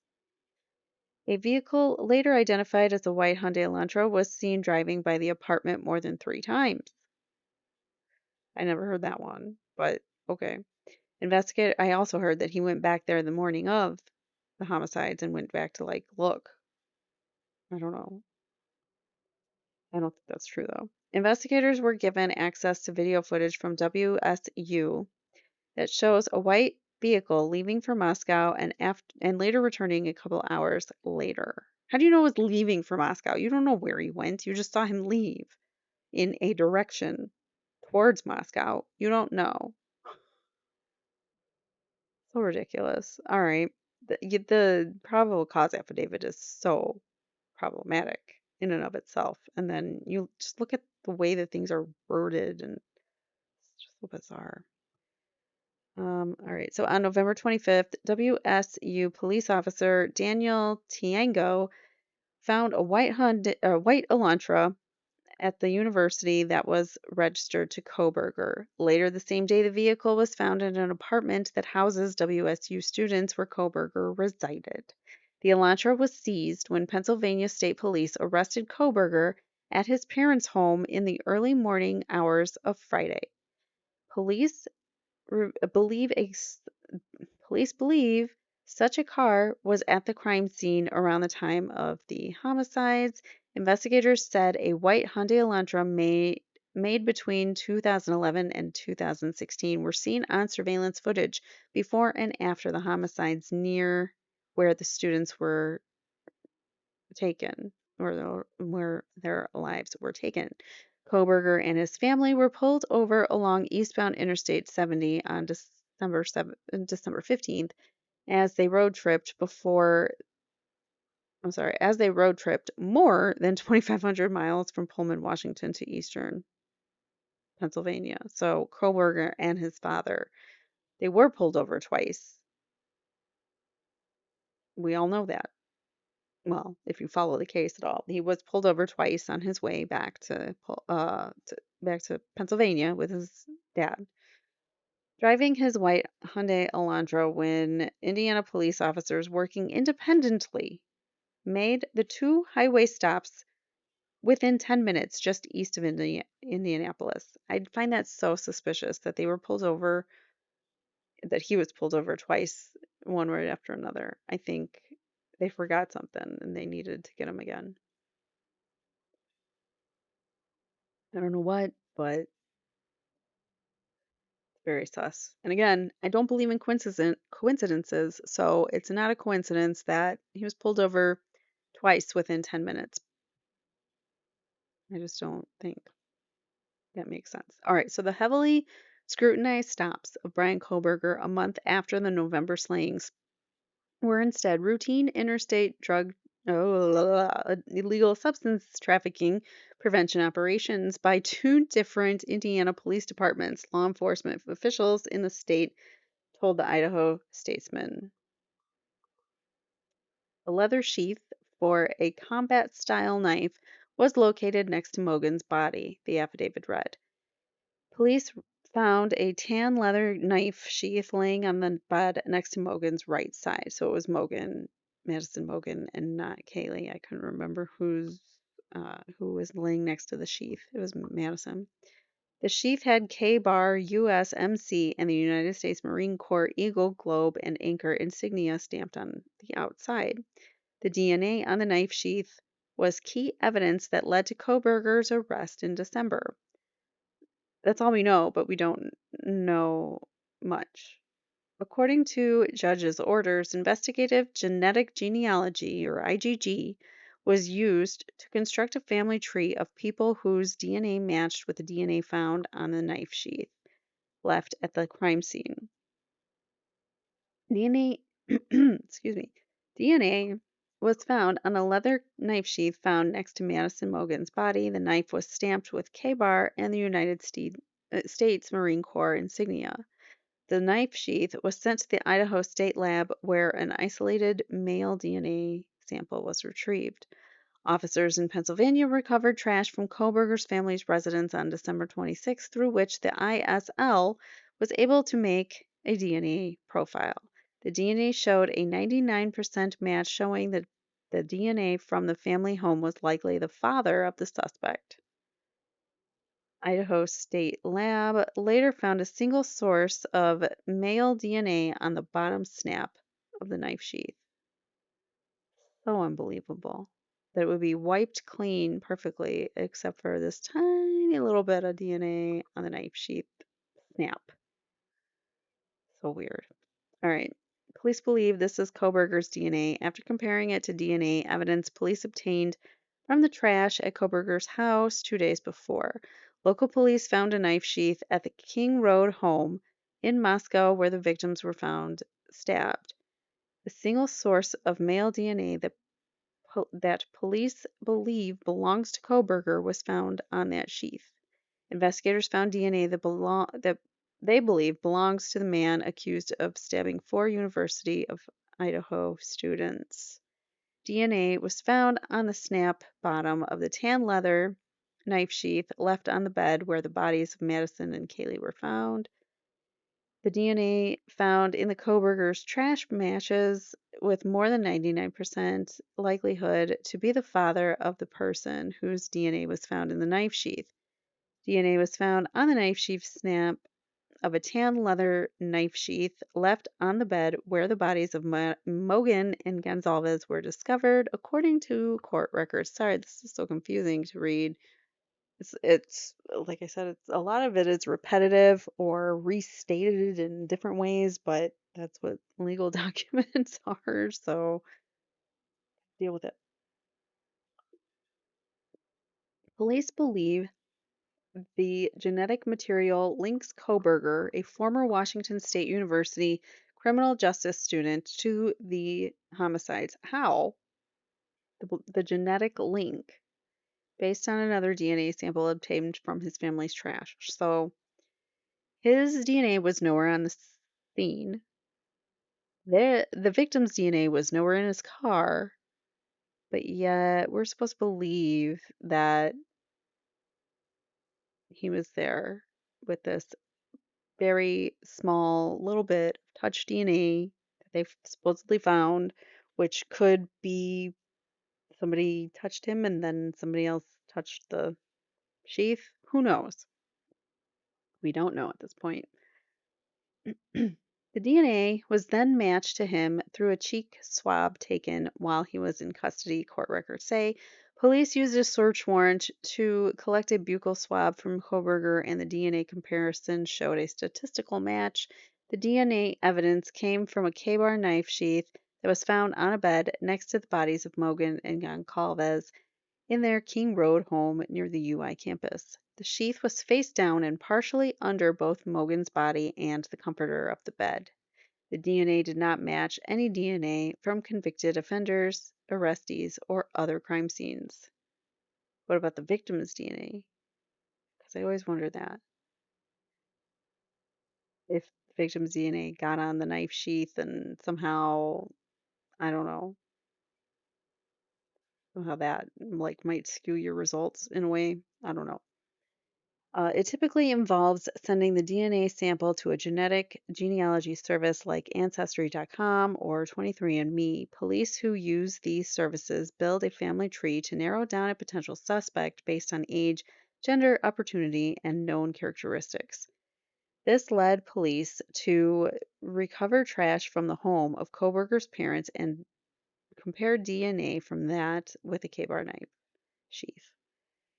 The comparison indicated the DNA found on the trash belonged to the biological father of the individual who left the DNA on the K-bar knife, the court says. How do they know that so specifically that it's the son or the like offspring of the father? Which don't we all have fathers? Or did at least at some point in time? A roommate detailed seeing an individual dressed in black the night, in all black, an individual dressed in black the night for getting tongue tied because I'm getting tired. A roommate detailed seeing an individual dressed in black the night four University of Idaho students had their lives taken. Hold on one second. I want to see how much longer this is. All right, so this actually is a very lengthy document. This is the report from this expert, and it's very lengthy. They put in a lot of examples, so I'm going to actually skip through some of it here and kind of get us moving ahead. And then we'll go to a part 4, and we'll conclude in part 4 and go over his findings. But let's just read a couple more pages now, and then um, we'll take a look in part 4 over this guy's findings. He's got some like statistics, his maps. He's got some visual aids. So we'll look at those in part 4. All right, so peeking out her door, DM did not see anyone at the time. She later heard crying coming from Xana's room.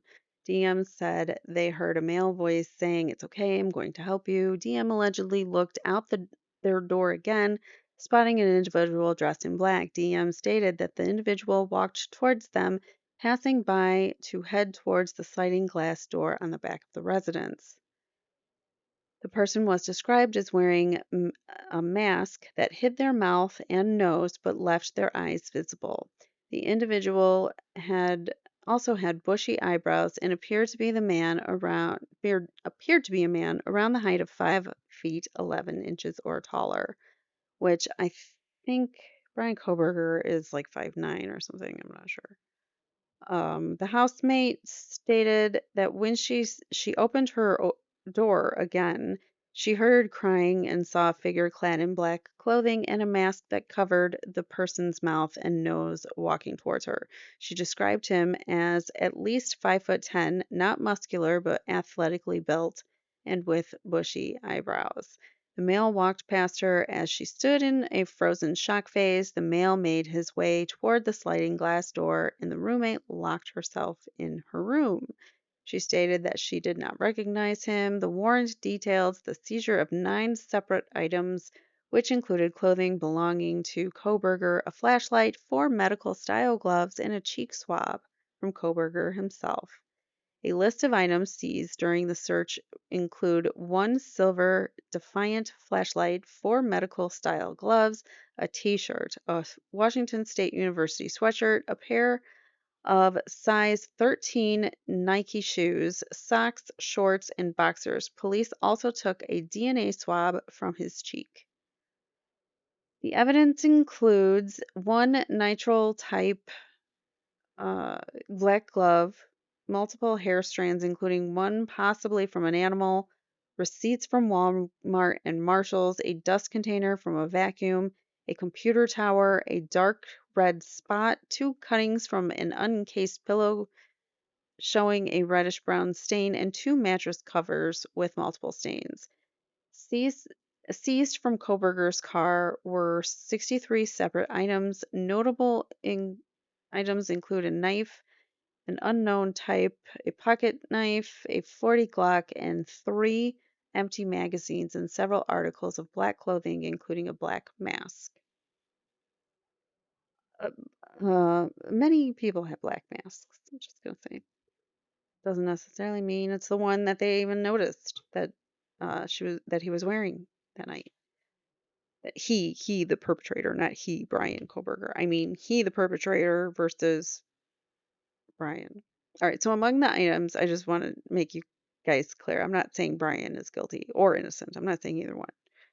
Among the items recovered by police were three knives, including one described as a Smith& Wesson pocket knife and another listed as a Taylor cutlery knife with a leather sheath. Knives, a handgun, and multiple articles of black clothing, including a mask, were seized from his Pennsylvania home. Authorities collected a disposable black glove, hair strands, and a pillow with a reddish brown stain, among other items. The Washington University apartment unit rented by a man accused of taking the lives of four University of Idaho students. Initial analysis showed BLOOD on two items that police seized during their search of Moscow homicides. Suspect Bryan Kohberger, Washington State University housing documents the university released.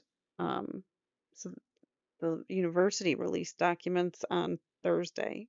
How would they know that there were two items of with some BLOOD on them? I don't know.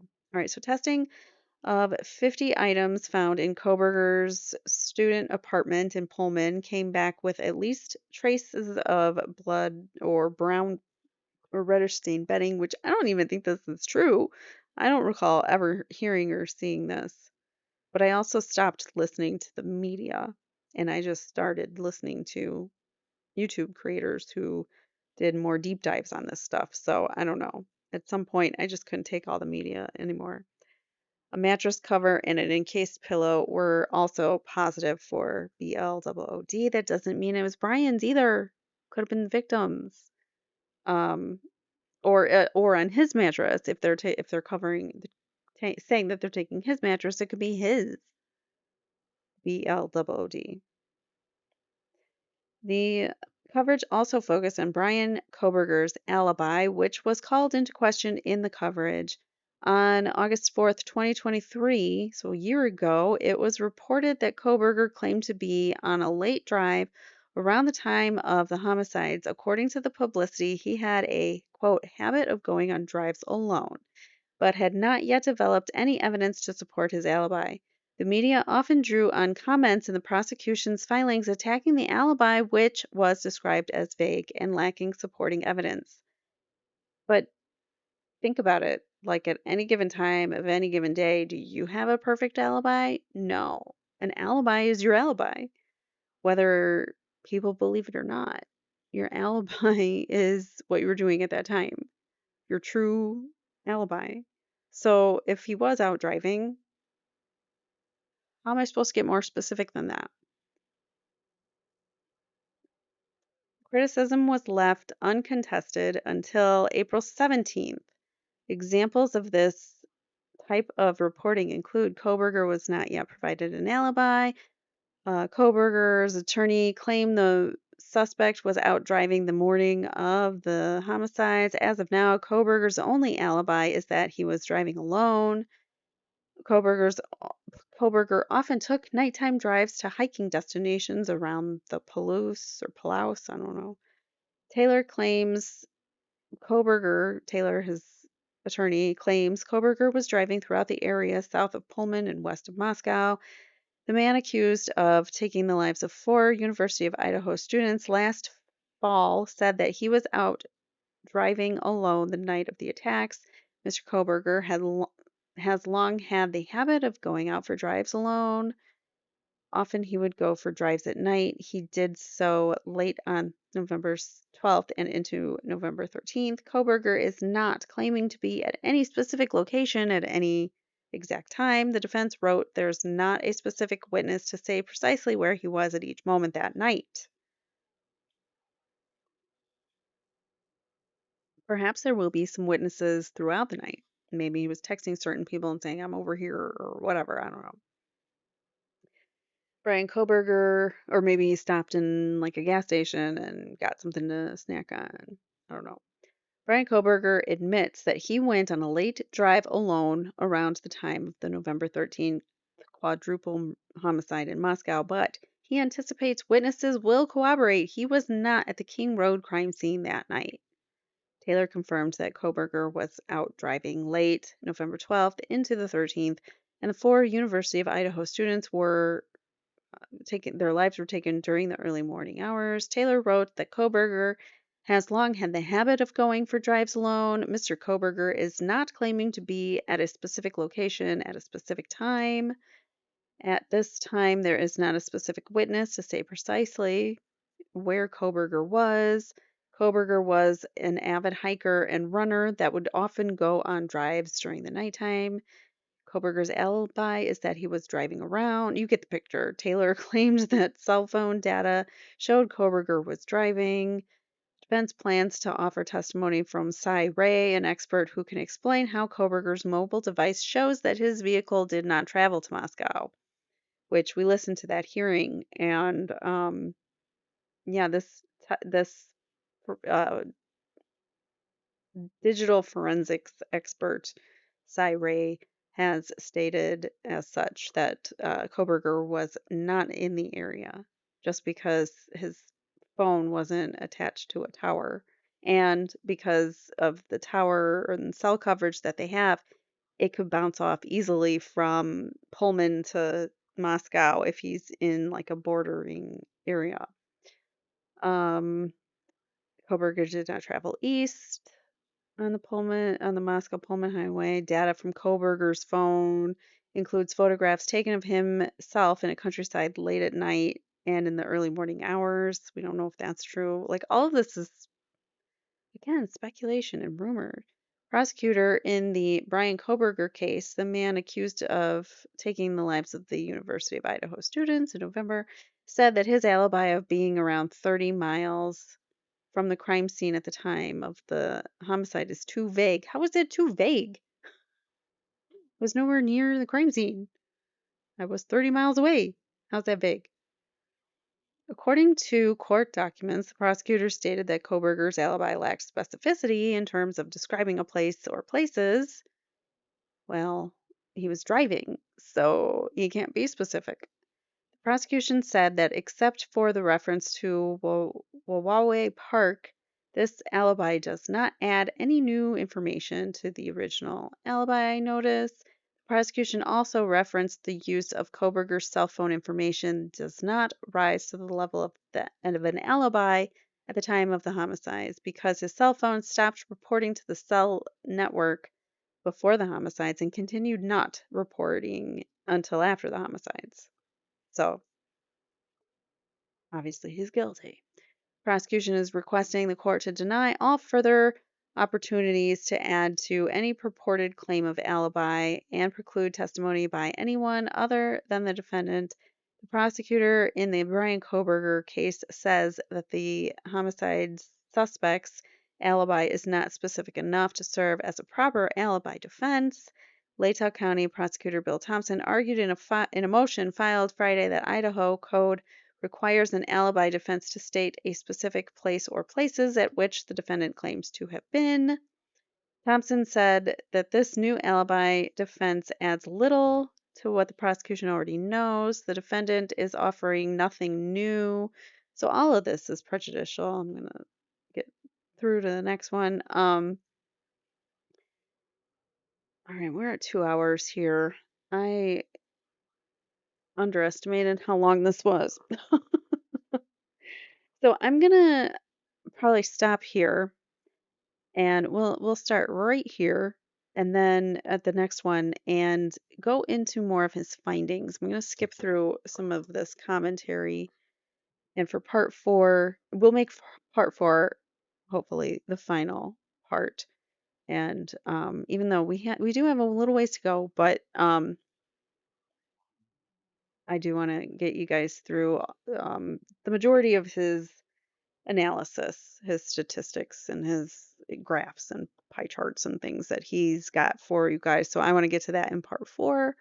We'll continue on with this report that he's got and then get to that information. So I'm trying to think how much longer it is. I don't know. We've still got a little while, but yeah, see, we'll get to it. We will get to it. There's still a lot left. I'm scrolling through, like all throughout.